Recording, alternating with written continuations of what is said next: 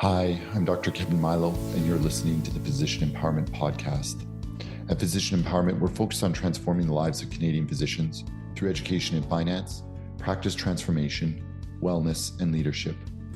After you've listened to today's episode, I encourage you to visit us at phys-empowerment.ca, that's PHYS, empowerment.ca, to learn more about the many resources we have to help you make that change in your own life, practice, and personal finances. Now on to today's episode. Hi, everyone. It's Kevin Milo again, hosting the Physician Empowerment Podcast. And I'm joined today with my good friend and fellow podcaster and radiologist and man of many hats, Dr. Yatin Chadha. And today, and Yatin needs no introductions. His podcast is phenomenal. If you haven't listened to it, you should. But today we're going to be talking about Yatin's latest creative project, which is called Beyond Radiology. But before I get into that, Yatin, maybe just say a couple of words about where you're at, because it's been a while since we've had you on the show. Kevin, it's really good to be back. I always love talking to you. So thanks for having me on today.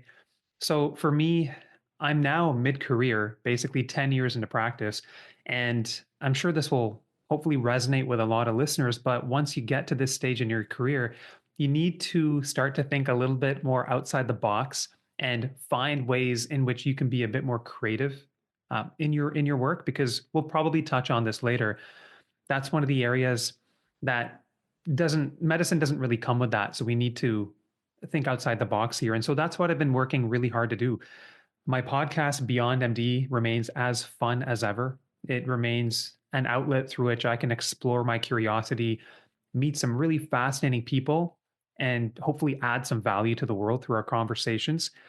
And then over the last couple of years, what I've been doing was trying to take some of those lessons that I learned from running the podcast, and I asked myself, how can I apply this to my day-to-day work as a community academic radiologist? And that is essentially how these seeds for Beyond Radiology were planted. I wanted to be more creative in my day-to-day work. And that's why I came up with my teaching platform for clinicians, because we can talk about this more as well.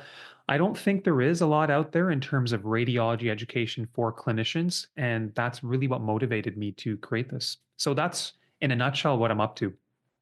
Yeah, certainly for myself, like I learned radiology out of like old school textbooks. I even remember having a session where we held up the what are those like? Oh, you basically held up the hard films on the Yes, projectors, right? yes. Yeah. So those were the good old days. That was really fun. That's when we were doing team huddles, and I used to have those in my residency, but we would do rounds on those, and we would kind of all huddle, try to pick up the finding on the chest X-ray, and it's amazing the collaboration that brought out in people. But that was how it was. It was still a lot of fun. Yeah, yeah. So yeah, I think it's overdue that we get a very practical resource for reading radiographs. And as frontline physicians, certainly myself in the emergency department, hospitalists, rural doctors, everybody needing to be able to at least have a strong sense of what is or isn't going on with our patients based on their imaging. So in that sense, it's an extremely useful tool. But what I really want to dig down on is like, Yeah. what, you're busy, right? I mean, you got, you're an active, involved father, your family life is a rich one. You've got your career as a radiologist, and now the podcast. So what inspired you to take on another project? Like where did that come from, Yatin? Because it's Yeah. obviously more than just like wanting to build an educational resource, but what really kind of like drove you, if you could dig deep on that? That's a great question, Kevin. I'll take you back to the holidays of 2021. And I was talking to my wife, Seema, about just all these thoughts I had about how to add more value through my work. And what had been happening, Kevin, interestingly enough, these were the earlier days of my podcast, Beyond MD. And I had a lot of medical students and residents reaching out to me, mainly through LinkedIn. And they were asking not about my podcast, but they were asking about a radiology education resource. What they were telling me, and some of these students and trainees were from the States, but what they were telling me was that they didn't have access to radiology education. It wasn't a fixture in their curriculum. and they asked me if I had a resource.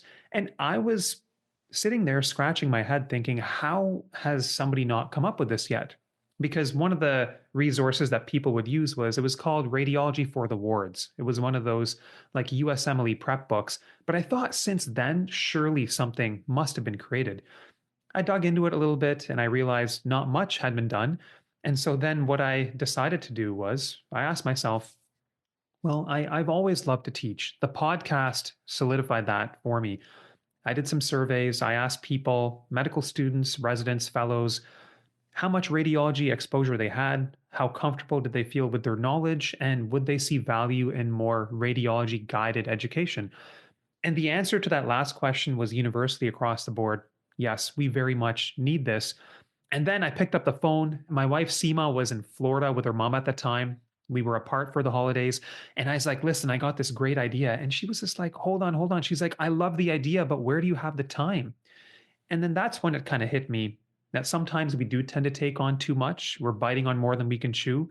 But Kevin, long story short, I had to take some very intentional decisions to selectively cut back on some of the things I wasn't enjoying as much, and then really laser in and zone in on the things that were bringing me more joy. And the turning point for me really was in 2023. I decided I wanted to take on a new challenge at work, and that was becoming our director of radiology education at North York General Hospital. And through that, I was creating all the rotations for the medical students, for the residents. I was probably spending the most time with them teaching, and I realized how much joy that brought me. I realized the variety that that created in my day to day. Instead of simply sitting behind a workstation and going through hundreds of cases, I was now injecting an element of creativity. I was having to take these complicated concepts and break them down into something really simple. And for me, as I did more teaching, I realized that, teaching really is a form of mastery. And I really latched onto that hard. And then I decided, well, I want to spend more time teaching. And so I slowly started to let go of all the extra clinical shifts that I had picked up. And I started to focus more on teaching.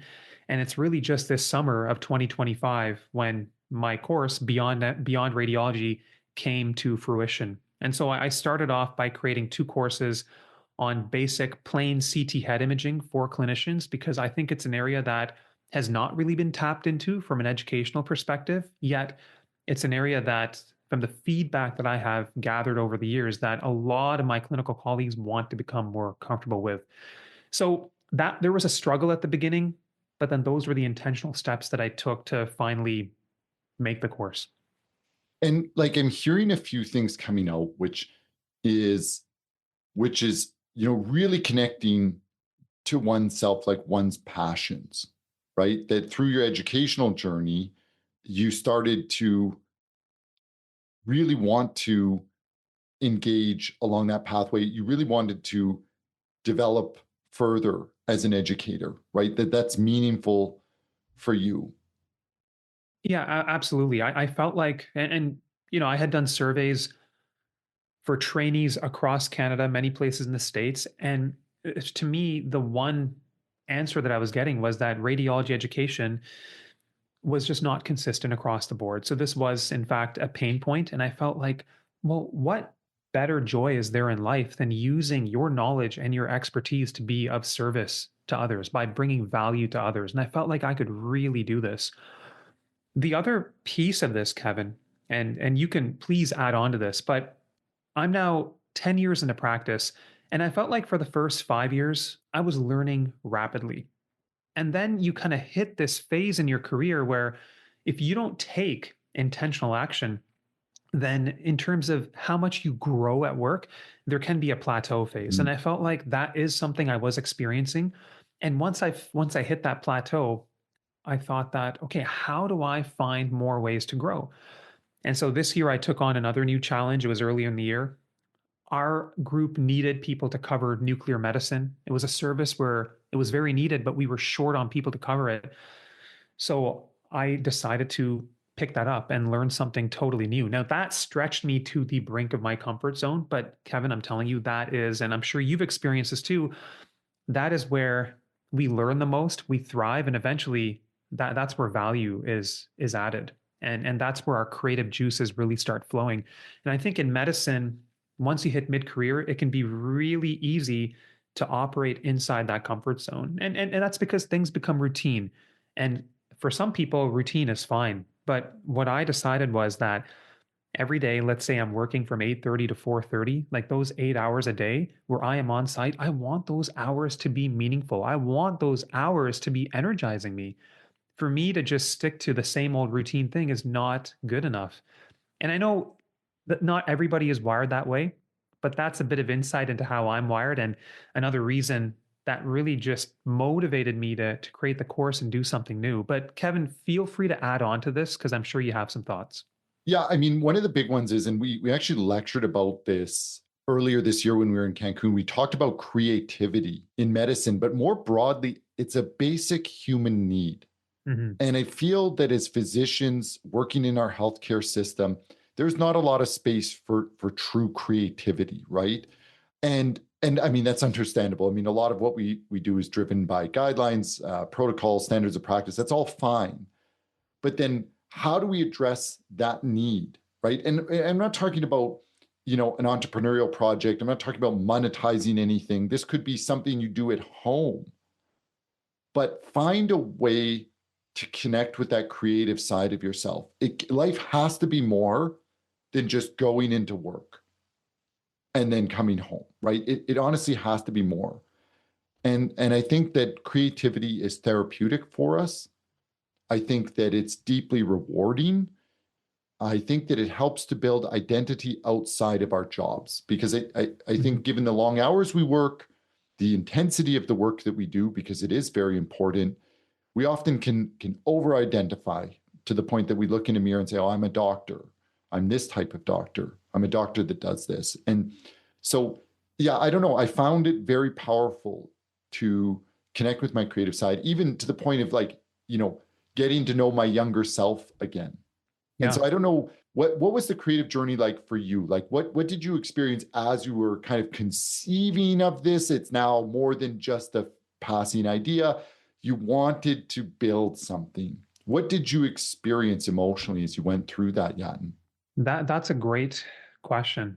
For me, the one thing that I've experienced in medicine, and as most of us do, is that our inputs are directly tied to our outputs.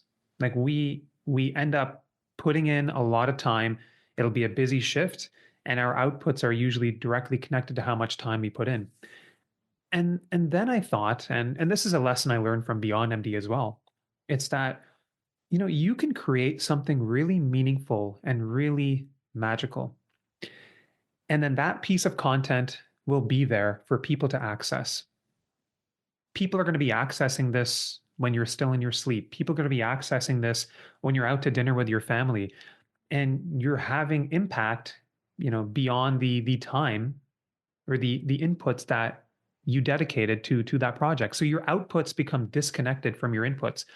And for me, I think that that is where impact happens at scale. That's where you are impacting people and you don't even know it. And so as I was putting the course together, I was just like, I was getting really excited by this concept, Kevin, where I could create something really high quality that would be of great value to my clinical colleagues, or at least I hope it is. And then it's there for people to access, and it's there for people to pursue at their own pace. And if they like it, they can share it with people, add value to people around them. So for me, it was that concept of that ripple effect. The stone falls in the water, it starts small, but then the impact starts to just expand rapidly. And that's always really excited me. And I think that in the world that we live in, it's easier to have an impact over the internet. You have an idea, maybe it's a podcast, maybe it's a course, maybe it's a book that we write one day. But I think there's so many ways to use this, and it's really a form of leverage. But that really got me pumped up to do this.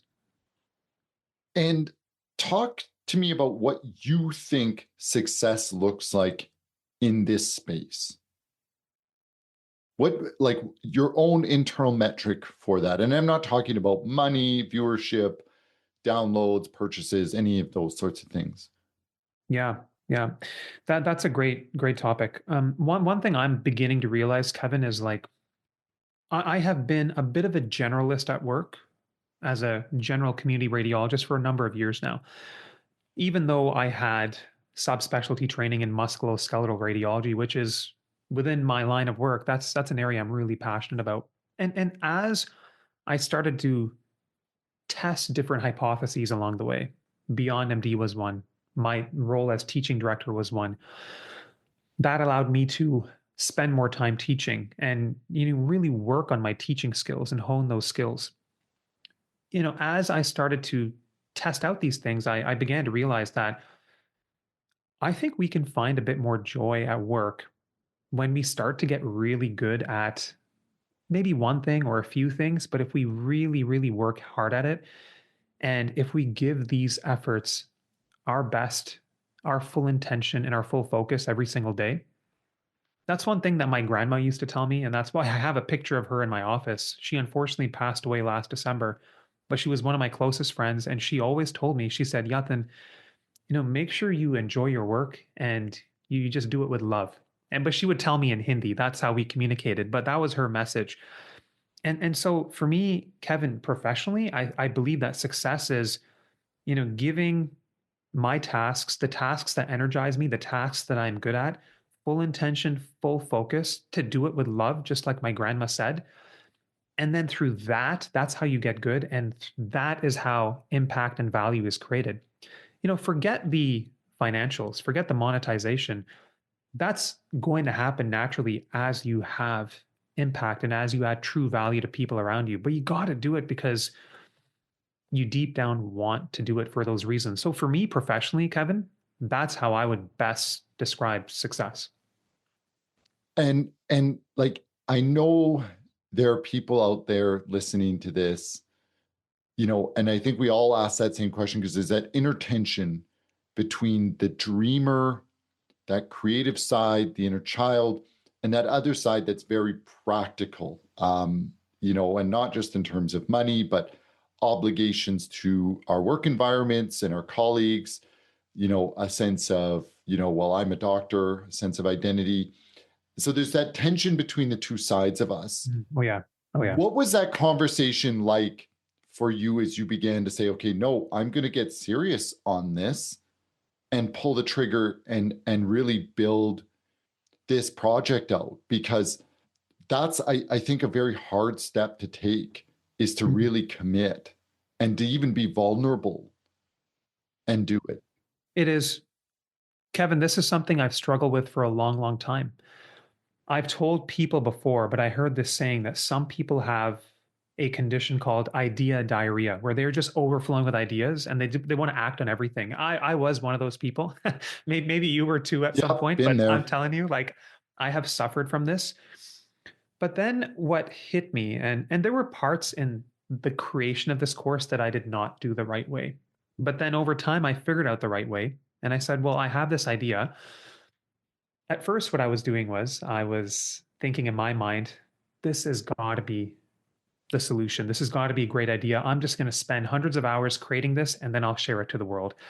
And then it hit me, well, hold on a second. That's not the right thing to do, because we have to be practical and we have to assess the true need. So, first part was surveys. I asked people their pain points, their level of understanding of radiology, and their desire for a course like this. So that was my first data point. And then what I started to do was I would build small chunks of the course. And Kevin, I know that there was one day where you gave up your time to actually look at some of my content, which I'm so grateful for. And I also tested it on a few other people in the emergency medicine space because that was the initial audience that I wanted to target. They look at so much of their own imaging, and I wanted to help them. So I gave little snippets of my course to some people. And I can tell you the first few deliveries were abysmal. But the beauty of that, Kevin, was that I got timely feedback that was actionable. And that allowed me to iterate and be nimble and adjust the content accordingly. So for the people who have this struggle of, oh, I have an idea, I think this is a really good idea, but the other side of you is saying, hold on, is this going to work? What you have to do is you have to test, maybe spend a week to 2 weeks, maybe up to a month creating the content for that test. You don't need to spend 6 months to a year, but you dedicate a small amount of time. You just test out the idea and then you collect feedback. And then you can adjust accordingly. And I think that's a great way for people who are having that inner conflict to go about it.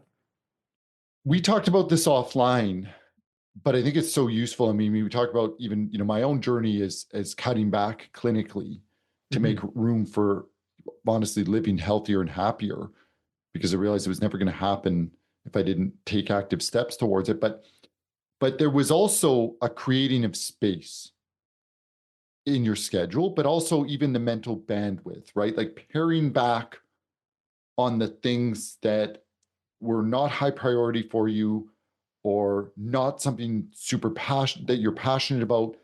Talk about that, the creating space, Oh, yeah. because that's a big step for us as physicians. We carry this burden of obligations with a lot of pride, right? I work so many shifts a month, or I see so many patients, a month, or, I'm on these committees, or I carry this position, right? So what did you do in that conversation with yourself to begin to say, okay, no, I want more space for the things I'm passionate about? Yeah. One of the things I did, Kevin, was I did an audit of my time. So I came across Ooh, this concept reading Buy Back Your Time by Dan Martell. And what he encouraged to do in that book was to basically, over a 2 week time frame, write down all the activities that you're doing, everything.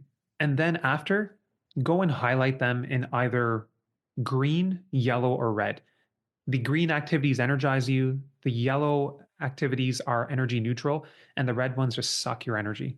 So I did this very deliberately. And then I came to understand what I enjoy in my career. One, I love to teach. Two, the extra work that I pick up, I love the work that is directly tied to my skill set of musculoskeletal imaging. So for a number of years now, I've been focusing on a lot of rheumatology work. So I hung on to that because that lit me up. And Kevin, to create space, I had to let go of those energy draining activities. So for a number of years, and I'll say this from 2017 to 2023, I picked up probably an extra 250 to 300 x rays and ultrasounds that were completely general work. And that was happening on a weekly basis at home. That was draining me. That was taking time away from my kids, from my wife, and from these creative projects, which I was really, really excited about. So after I went through an energy audit, I said, I have some clarity, I have something objective in front of me, and I started to cut it out. I probably went from 300 cases a week down to about 50 to 75 that were just directly tied to the areas that excited me more clinically. And that's how I went about creating space. that's very, very powerful. I think one of the key lessons is that there's never going to be the right time to pull the trigger and go in a new direction, Mhm. personally, professionally. There's always a million reasons not to. Do you want to talk to us about that? Because I know I've had a lot of those moments over the years where I'm like, nope, time to make a change. And I've done it. But what are your thoughts on like just pulling the trigger, right? Yeah. Yeah. I mean, pulling the trigger and trying things is one of the best ways for us to learn and grow. And it's one of the best ways for us to collect feedback in real time. And in fact, it's one of the best ways for us to understand in real time what excites us. And we can even apply these examples to investing, Kevin. For me, I kept hearing about real estate investing, and you can read all about it, but the only way you're going to learn is if you try it out. Yeah. I've tried out everything. I've tried out ETFs, I've done stocks, I've done rental properties, I've done private equity, I've done a mix. Like I've done everything under the sun. And then for me, out of trying all that, I came to realize that what really lights me up in that space is investing in securities and stocks. But you only discover that after you try it out. And there is no perfect time to do it. So, to people who wonder, should I wait? Is there going to be a better time? I think that's unlikely, but I think the important part that we need to loop into this is your previous question. You want to make sure that whatever you take on, that you have the time and bandwidth for it to give it your best shot. Because I think if you're overstretching yourself, that can lead to Yeah. frustration. So that's one thing to keep in mind. But there's never a perfect time. One exercise that I go through when I'm considering a major shift or change in direction is vividly working through how I would feel in 5 years if I didn't take this opportunity. It's a great question. And that's a really good way to work through something that you're passionate about, but you want to jump on, and asking yourself, am I going to regret? Like, and it's not a question of like, have I succeeded or not? Have I made money in this or not? Have I achieved my goal or not? It's actually a question of like, could I live with the regret of not doing this? Kevin, that's really powerful. Yeah. It That's is a very powerful exercise yeah. to go through because it brings a lot of focus to your life. And then you can do it with something else, right? That maybe is an obligation.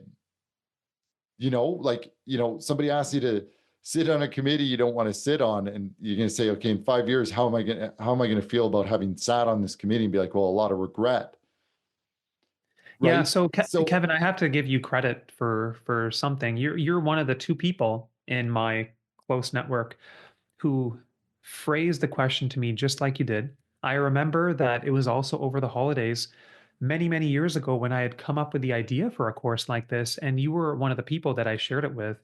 And you got excited. You encouraged me to go down this route as well. And you actually told me once over the phone that yeah, you have to do this. And you asked me that question in a way like, if you don't do it several years from now, how are you going to feel about it that you didn't do it? One of my other friends asked me the exact same thing. And yeah, I realized within myself, I would feel terrible if I didn't at least give it my best shot. So when your answer to that question is you have to try, you just got to go out and do it. So I have to mention that you were very encouraging on that front. So thank you. no, it's my pleasure. And the other thing I think we have to get past, and again, I'm not talking about entrepreneurship. This is a bigger conversation. This is about us being vulnerable as individuals, going into that creative space where it might fail, it might blow up in our face, right? That's hard for us to do as physicians. We tend to be perfectionists. We tend to be very good at what we do. We're not used to having failures. We're not used to having setbacks. We're not used to looking bad publicly. So how do you do it then? Like, what mindset do you bring when you anticipate, like you said, the early course iterations were kind of a mess? Yeah. What, how do you have that conversation with yourself about failing, about, flopping, and being Yeah. okay with it? Because I've learned to Yeah. flop. I've had lots of them. So I'm like an expert at that. I go back to my high school days, and that's when my perfectionist tendencies developed. I vividly remember I was in grade 12 physics, and I wrote this thesis for this like simple science project. And then my science teacher just flung the assignment at me. He gave me a perfect grade, but he actually, just to irritate me, he docked me -1. He's like -1 for writing this thesis. And I was just like, oh man, that was the first Yeah. signal for me that I was developing these tendencies. Yeah. And then through medicine too, right?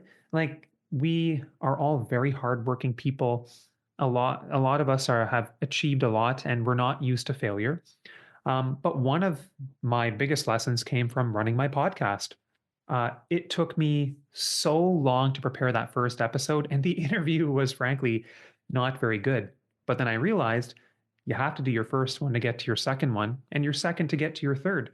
And now um, and you have experience in this too, Kevin, running a podcast very successfully. But now we're past 100 episodes, but it only got there after the first few that were not very good. And I think that's the beauty of life and the reality of life, that each step of the way, we're going to strive for incremental improvements. The more I read about people who have succeeded in other areas of life, like just before this, we were talking about Steph Curry Oh, and yeah. why he's so good. And essentially, I read about him in a few books that in practice, he's setting out small challenges for himself with his coach so that he gets better and better. But these are small, minor improvements over time. And you got to celebrate the small wins along the way. So it's going to be messy early on, really hard early on. The middle will probably be messy. And this is a Robin Sharma quote. But then at the end, it's usually beautiful, but it always starts off that way. And so that's something I've really come to terms with. One other thought exercise that I found very helpful in learning to fail, and that is actually a skill, learning to fail, Absolutely. is to just go through the worst case imaginable. Mhm. Getting laughed out of the room, Yeah. losing all your money, losing all your time. Go through the worst case possible, or the worst cases possible, and then go through that exercise of like, well, but I can live through that. Like, none of this is going to kill me. Yeah. It's not the end of the world. Am I going to worry about this in 5 years if I got laughed out of the room or I lost some of this money or whatever? And I think that also provides a lot of focus. Like, it's not the end of the world. You don't need to catastrophize your failures. Exactly. And the reality is that many things that we do start, whether it's a business, any kind of idea, a lot of the time, the truth is it doesn't end up working out, but you get a lot of knowledge from those scenarios that maybe didn't work out as you anticipated. But you mentioned a very important point there that I read in another book called "Someday Is Today" by Matthew Dick, and he mentions that to overcome setbacks, you have to ask yourself a really important question. And he said, ask yourself, is this going to matter tomorrow? Is this going to matter a week from now or a month from now? And if the answer to most of those questions is no, then there is really no harm done in giving it a shot. As long as you weren't sacrificing your family life along the way, then there's really nothing Yeah. that is going to happen apart from growth Yeah. and becoming a more knowledgeable person and I, and somebody who just commits to finishing things. yeah. Yeah. Yeah. Because nobody, like, we live in a world where only success is out there, right? I mean, you go on social media, you listen to traditional media, podcasts. I mean, people just talk about their successes, but rarely do we see the failures. I mean, if you look at Steph Curry, you don't see how many shots he missed Yeah. along that journey Yeah. to become one of the greatest shooters in basketball history, right? You don't see the countless shots that were taken and were missed.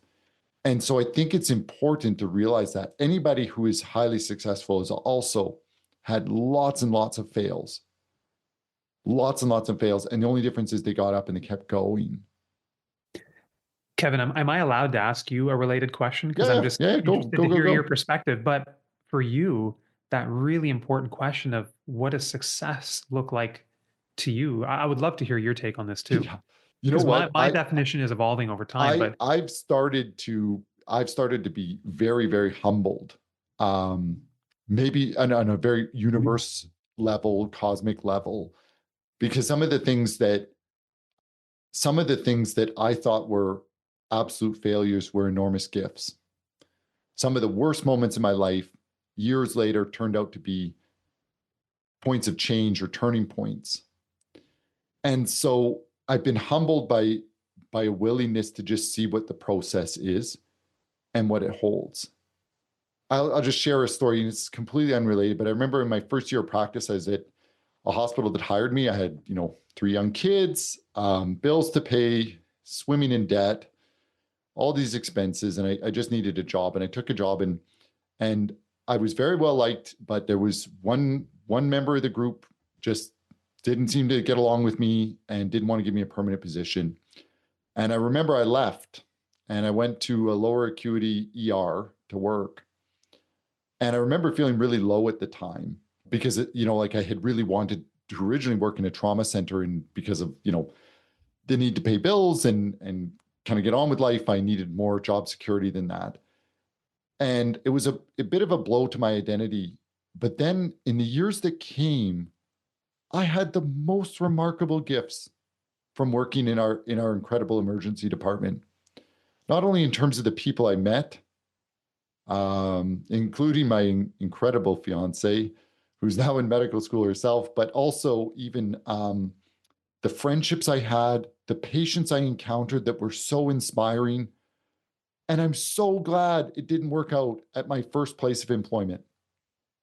Right. And so, like, as you go through, like, so failure's a hard word to use because we just don't know what's coming years down the road, what we might have learned, what we might have developed in terms of character or resilience or grit coming through life's challenges. So I used to be averse to failure. I used to be averse to struggle.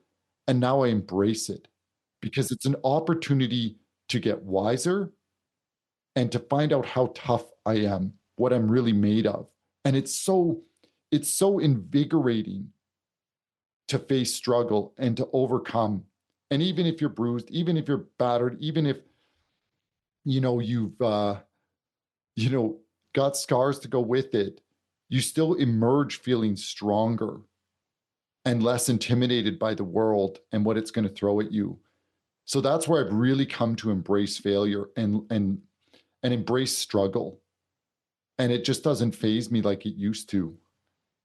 And then that's where I don't refer to myself as younger and older, but rather in my youth, I was an older version of myself, and now I'm a newer version. So it's that constant reinventing. And you talked about that, Yatin, offline before we did this recording. You talked about your own journey, and one of your goals is personal growth. So let me put it back to you. Talk to me about like the personal growth that comes out of these projects that you do.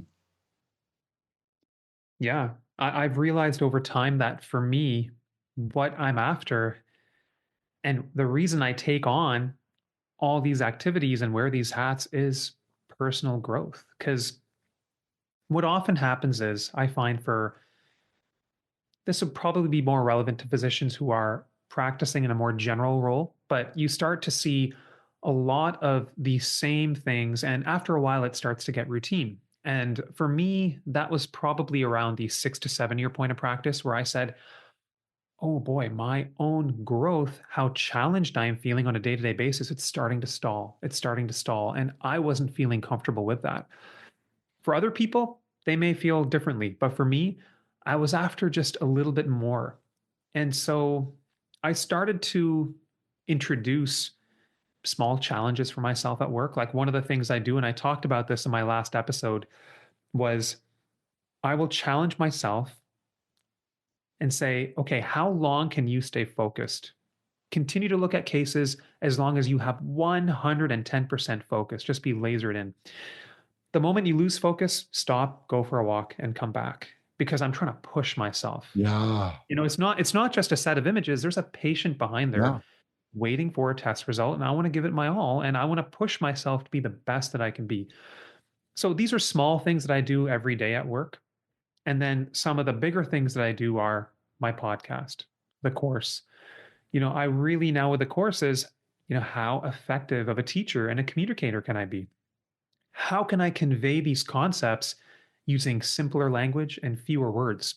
I know it sounds like a little bit of a game, Kevin, but these are ways in which I really like to push myself. And so for me, personal growth is what I am after every day, and it really sets the tone for everything that I do. And I completely agree. It's such a wonderful gift to give yourself. And you don't need it from you. Nobody, you don't have to rely on the outside world to give it to you. That's what I found so powerful in this personal journey. That's what I love about it, Kevin. Like you said beautifully, you don't need permission. This is something that you can carve out for yourself if you want it. Yeah. So this is not about money, sales. It's even like when I thought about physician empowerment a few years ago, I decided that the impact would be what it had on me and the people I'm closest to. And then that's it. Those, who are really engaged with our program. But you just, you realize the things you do can be an enormous gift to yourself. Yeah, 100%. If you have the right frame of mind. So we should wrap up, but I want you to just summarize your wisdom here because there's so much in what you shared with us. Because I've watched you change. I remember we had those early conversations when you first launched your podcast, and like, look at you, you just soar. That's why I always love That's connecting kind of you, with you. Kevin. I Yeah. know that first interview, I was like, that was rough. It was No, one of my earlier ones. honestly, you're great. Yeah. But share like what should we take away from your journey? What can we take away from all of our journeys? Like everybody listening has something really valuable to offer. And I will remind everybody that where you are today, it's because of the work that you put in, how you've committed yourself, you're very dedicated. And there's a good chance that you, along your journey, have some special knowledge and wisdom to share as well. And what I'm here to tell people is don't be afraid to share it. Don't be afraid to express yourself. And if you have an idea that you want to share with the world, you should do it. If you have education that you want to put out, you have a course to create, you have a book to write, you have a community that you want to build, go out and do it, because the chances are that you have something to share that somebody else wants to listen to, and you probably have some value to add to the world. Don't underestimate yourself, because we've all been on a journey, and that's one thing I want to remind people of. Don't be afraid. You got a lot to offer, and go out and do it. I love that. I really love that. Okay, this was great. I always love speaking with you, I really Yatin. have a lot of It's a fun. lot of fun, but it's also, I don't know, sorry, I know I'm probably getting a little sentimental, but like it's conversations like these that really help us check in with ourselves and affirm our truths about living more fully, right? Because it's, your podcast, Beyond Radiology, these things are manifestations of inner growth. And that's, I think, what is so powerful, right? I So appreciate, I appreciate look that, Kevin. forward to seeing Yeah. where Beyond Radiology goes. I look forward to seeing what your next project is. Yeah, right now I've got enough on my plate, but like you know me, there will be a time and place where you'll probably hear about another idea. Good. But it'll be at the right time. And the other thing I want to let people know is, do things that you enjoy. And for me, like these projects, Oh I yeah. told myself, like, I'm not going to put unnecessary strain or pressure on myself. I'm going to continue doing them as long as they're enjoyable to me, and as long as they are raising my internal energy, like my life's energy. The moment they stop doing that, Yeah. it may not be the right thing for me, but you Yeah. got to think about it in that way. Yeah. I think that's so powerful. So thank you again for being Pleasure, on the Kevin. show, Thanks for having me on. Thank you for having and me on. all the best. Yeah, you as well. You as well. Thanks, Kevin. Thank you so much for listening to the Physician Empowerment Podcast. If you're ready to take those next steps in transforming your practice, finances, or personal well-being, then come and join us at phys-empowerment.ca, PHYS empowerment.ca, to learn more about how we can help. If today's episode resonated with you, I'd really appreciate it if you would share our podcast with a colleague or friend, and head over to Apple Podcasts to give us a 5-star rating and review. If you've got feedback, questions, or suggestions for future episode topics, we'd love to hear from you. If you want to join us and be interviewed and share some of your story, we'd absolutely love that as well. Please send me an email at kmilo@phys-empowerment.ca. Thank you again for listening. Bye.